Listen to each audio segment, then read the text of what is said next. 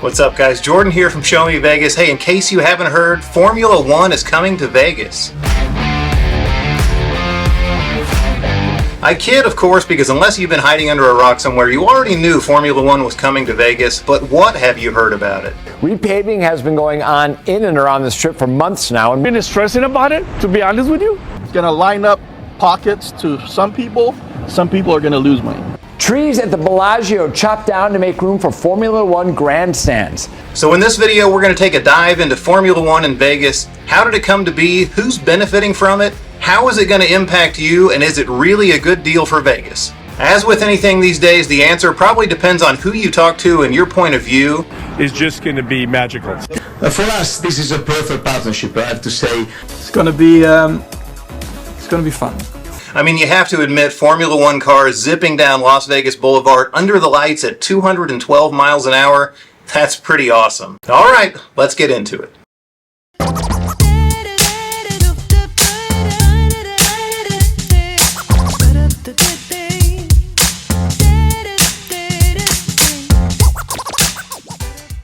Now, if you're very tuned into the sports landscape, you probably already know that F1 is one of the most popular sports on the planet right now. Now, with one of the most prestigious sports in the world, Formula One racing. Last year, the average F1 telecast drew more than 70 million viewers worldwide, and the fan base for F1 is projected to be in the neighborhood of 500 million. But despite its popularity globally, it's been slower to catch on in the US. In fact, up until just 2 years ago, there was only one F1 race on the circuit in the United States. But as a city with a global reputation and a reputation as being the entertainment capital of the world, Las Vegas was a natural fit for F1 to come calling. As a matter of fact, it's not like F1 hasn't been in Vegas before. Today is the day at Caesars Palace. The challenge, 75 laps around a 14-turn, 2.26-mile road course. Now, the last time F1 raced in Vegas was in 1982, and it wasn't pretty. Drivers and fans alike pretty much hated the race course that wound its way through the Caesars parking lot. The races were dull and poorly attended, and F1 pulled out after just 2 years, 1981 and 1982. But 1982 was a long time ago for Vegas and for F1. Rumors about F1 coming back to Vegas actually started to swirl in 2017 when F1 filed trademark applications for names and likenesses associated with the Las Vegas Grand Prix.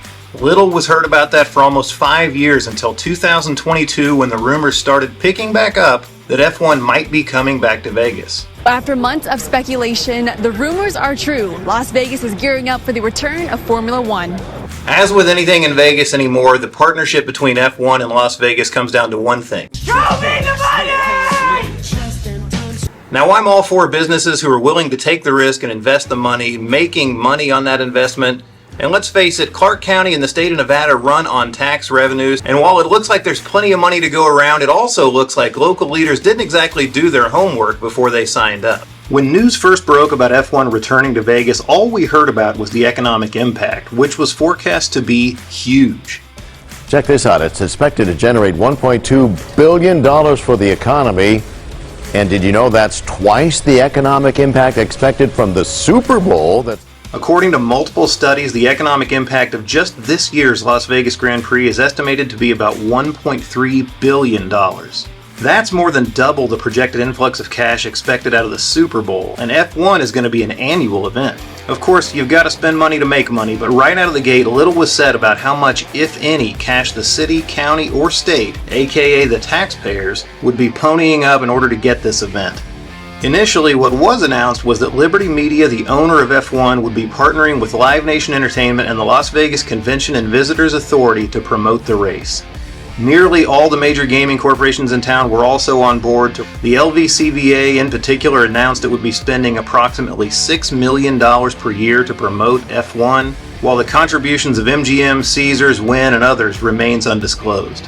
In addition to footing some of the track improvements, more on that later, Liberty Media paid $240 million for 39 acres of land at the corner of Harmon and Koval. The use? They needed to build a 300,000 square foot racing paddock and grandstand structure to serve the racetrack's need for a pit lane and a start and finish line. All told, Liberty Media's investment in Vegas is over $500 million.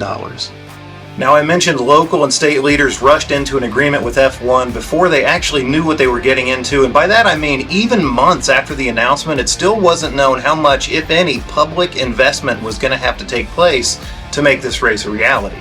Aside from the investment by the LVCVA, initially there was no talk about how much taxpayer money would actually go toward getting the racetrack ready. But by November of 2022, it started to be reported that Liberty Media, the owner of F1, had started to ask local officials for money for the repaving project. LVCVA President Steve Hill indicating during a March board meeting that F1 asked them for help. I think the initial request they put in was for $37 million, which is less than half of what the cost of the entire circuit would be. Initially, the estimate was that the track work would cost in the neighborhood of $30 million. That number was wishful thinking because by the time the project was underway, the cost was approaching $80 million, and the county was looking like it might be on the hook for up to half. So that brings us to probably the biggest part of this ordeal that we've all seen on social media, the repaving of the racetrack itself. The racetrack is 3.8 miles long and encompasses some of the busiest streets in Vegas, like Harmon Avenue, Spring Mountain Road, and of course a long straightaway on perhaps the busiest street in America, Las Vegas Boulevard. It was apparent early on that the traffic impact of this repaving project would be substantial, but nobody was prepared for the true impact. Shutting down portions of the strip for even just hours at a time is a major undertaking, but in this case sections needed to be taken offline for days, even weeks. The boulevard had to be torn down all the way to bare dirt and repaved in layers to meet F1's lofty standards. And so, if you've been to Vegas this summer, you've no doubt seen the impact in terms of high rideshare prices, insane travel times, and major inconvenience. But there is good news. F1 says that the track should be largely good to go as is for about 6 years. So total repaving will not need to be done every year. Alright, let's talk about ticket prices for the Las Vegas Grand Prix. It was pretty apparent early on that Average Joe wasn't going to be sitting in the grandstands for this event. But when tickets went on sale, that became blatantly obvious. Even the biggest of F1 fans say they cannot afford to go to next year's race. Tickets for the event have been sold in phases, and the cheapest tickets have gone for about $500, and that's for standing room only. If you want an actual seat in a grandstand with a view of the race, you're looking at thousands. Many of the race tickets have been bought up by the likes of MGM, Caesars, and Wynn and made part of ticket packages that require 3 or 4 night hotel stays at one of their properties. If you want a view of the Las Vegas Boulevard straightaway from the Bellagio grandstand, be prepared to pony up something in the ballpark of $10,000 for a 3-day pass. Hotel room not included. With ticket prices like that, suffice it to say that most of us are priced out, so what about the view from the sidewalk or even your hotel room? Don't get your hopes up too high because this summer news broke that shocked just about everyone. In late July, the Las Vegas Review-Journal reported that F1 had begun notifying property owners along the strip, hotels, restaurants, clubs, anyone with a view of the race, that they were going to have to pay licensing fees if they wanted their patrons to be able to see the racetrack. In other words, pay us or we're going to build walls, light stands, or other obstructions that block your view of the race. What F1 was essentially doing was demanding a sum equal to $1,500 per person max occupancy from any property owner, or else they would construct walls, barricades, or light stands to prevent people from seeing the track. This was probably the most shocking news to come to light regarding the race from day one. I mean, we all knew that money talks, but nobody expected F1 to be this greedy. Luckily, it seems like the people and business owners of Las Vegas stonewalled F1 and they have since backed off some. It did, however, leave a bad taste in the mouths of many, especially local authorities who weren't even sure it was legal in the first place. The fact that F1 has seemingly backed off is probably due to the fact that it seems everyone overestimated demand at least a little bit. While the race is sold out, what were once insane hotel room rates have lowered to less than double the regular rate, and in many cases, gamblers are starting to see comp offers for the weekend of the race, where before they couldn't even get a paid room. So now we're just over 2 months away from the race and the growing pains are over, right? Well, not exactly. Just last week, some pictures started to emerge on the internet that came as a shock to many. Trees at the Bellagio chopped down to make room for Formula One grandstands. MGM Resort says on top of making way for the seats, the move is also about pedestrian safety. We already knew that MGM Resorts was going to construct a grandstand along the strip in front of the fountains.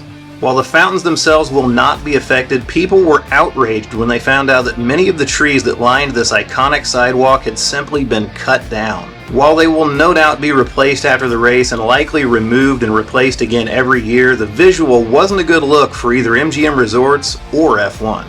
Alright, so what's the good news? Well, I did mention earlier that the economic impact of F1 in Vegas just this year is projected to be over $1.3 billion. That is a lot of money coming into the economy. Now yes, a lot of the economic benefit of this race is going to F1 in the way of ticket sales, as it should with any entrepreneur who's willing to invest $500 million into an event.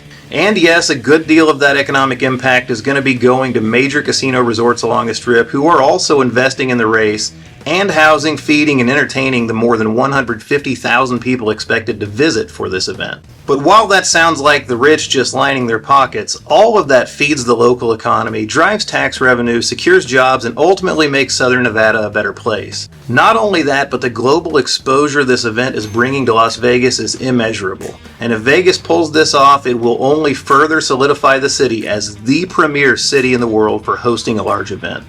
At the end of the day, F1 in Vegas is no doubt a major headache for those who live or work on the Strip or anywhere near the race circuit. If you don't live or work on the Strip and you're not planning on visiting Las Vegas the week of or maybe the week before the event, the impact on you from now won't be huge. In the long run, the reward probably outweighs the cost, and that's why this is happening in the first place. At least that's my opinion today. Ask me tomorrow and it might be different. Hey, that's it for this one, guys. If you enjoyed this video, don't forget to give it a thumbs up. Also, subscribe to the channel if you like Vegas content of any kind. We put a variety of different Vegas content out on this channel, Show Me Vegas, and you subscribing is totally free and it helps us out tremendously. Don't forget to go back and check out our playlists and see what other stuff we have on the channel if you're new to the channel. And if you're not new to the channel, thanks as always for watching. We'll see you in the next one because there's always more for us to show you on Show Me Vegas.